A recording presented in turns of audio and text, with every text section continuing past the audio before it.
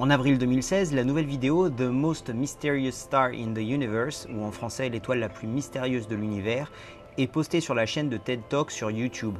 Dans cette vidéo, l'astronome Tabetha Boyajian nous explique qu'une anomalie assez intrigante a été détectée pendant la mission Kepler. La mission Kepler, qui a débuté en 2009, a pour but de trouver des planètes qui orbitent autour des étoiles de notre galaxie. La seule chose que fait Kepler, c'est relever l'intensité lumineuse des étoiles qui se trouvent dans son champ de vision. Kepler est un photomètre de l'espace si vous voulez. Si l'intensité lumineuse d'une étoile diminue soudainement, puis revient à la normale, ça indique que quelque chose est passé devant l'étoile et a bloqué une partie de sa lumière. On appelle ça un transit. Et si le transit se produit à intervalles réguliers, alors on peut conclure qu'il y a quelque chose qui orbite autour de l'étoile.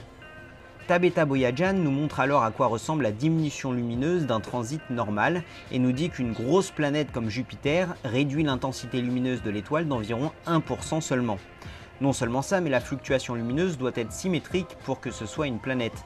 Étant donné qu'une planète est sphérique, elle doit changer la luminosité de l'étoile de la même façon au début comme à la fin du transit. Et le transit complet ne dure en général que quelques heures. Donc tout ça c'est très intéressant, mais qu'est-ce que ça a à voir avec des mégastructures extraterrestres? L'anomalie dont je vous ai parlé concerne l'étoile KIC 8462852. Quel joli nom! Cette étoile se trouve dans la constellation du Cygne. Les données collectées par Kepler pendant l'observation de cette étoile étaient pour le moins bizarres. En mai 2009, 2 mois après son lancement, Kepler enregistre un transit devant cette étoile, mais un transit assez particulier. Non seulement le transit n'était pas symétrique, ce qui indique que la chose qui bloquait la lumière de l'étoile n'était pas sphérique comme une planète, mais le transit durera pratiquement une semaine au lieu des quelques heures habituelles. La diminution lumineuse enregistrée était similaire à celle que Jupiter pourrait engendrer en passant devant le Soleil, donc l'objet devait être massif. Quelques semaines après ce premier transit bizarre, une autre fluctuation lumineuse similaire, bien que légèrement moins importante que la première, fut enregistrée, ce qui aurait pu laisser penser que quelque chose orbitait autour de l'étoile en quelques semaines. Mais après ce deuxième passage, plus rien. Enfin, plus rien pendant presque 2 ans. C'est en mars 2011 que les choses ont commencé à prendre une autre tournure. Kepler enregistra une nouvelle fluctuation qui n'avait rien à voir avec les précédentes. Cette fois, la chose qui passait devant l'étoile bloquait 15% de la lumière émise. Cette chose était toujours asymétrique et bloquait toujours la lumière pendant l'espace de quelques jours. 15%, c'est énorme. Et encore une fois, tout revint à la normale après.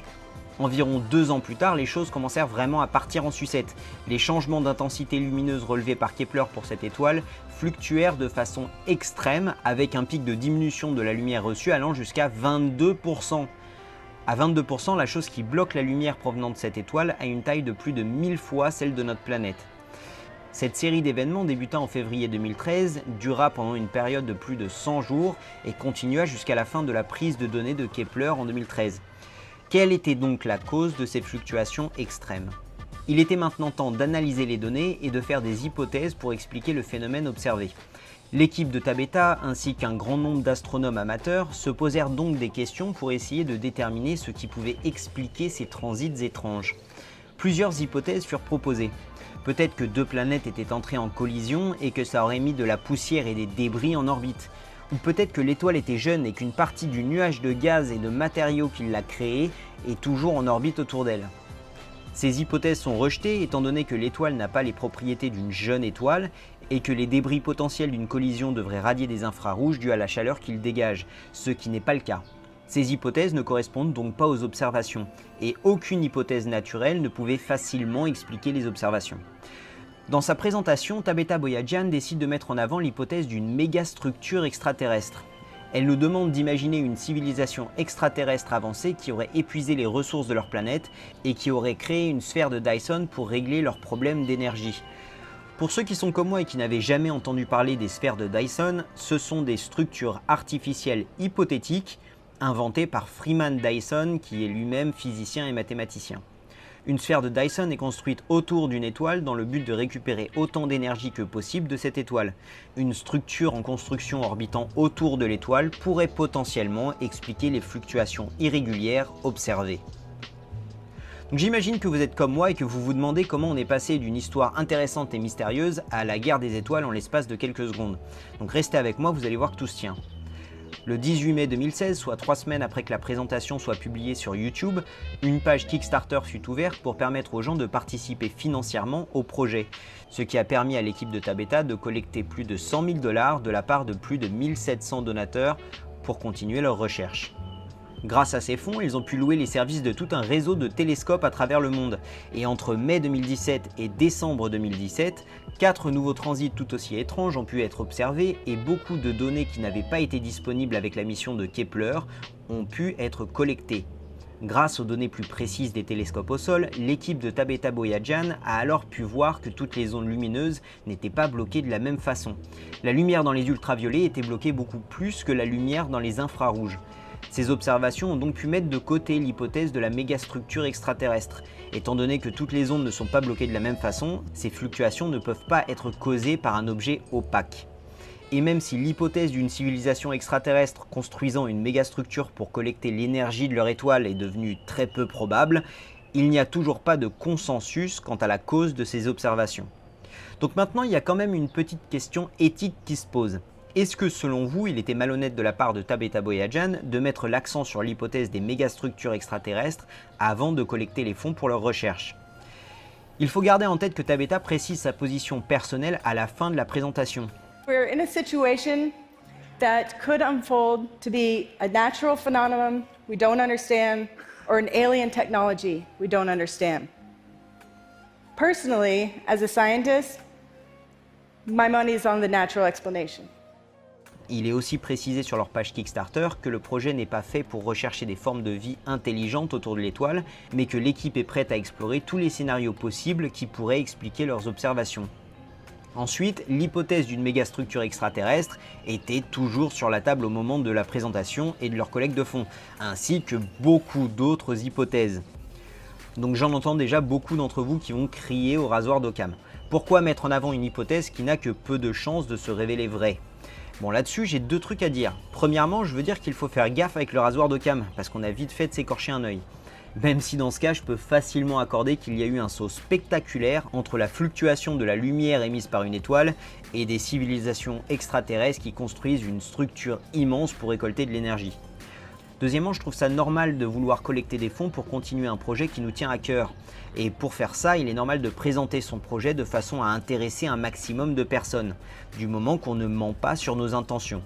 Les gens qui ont participé à la collecte de fonds ne se sont selon moi pas fait arnaquer, même ceux qui auraient bien aimé voir l'hypothèse des mégastructures extraterrestres confirmée.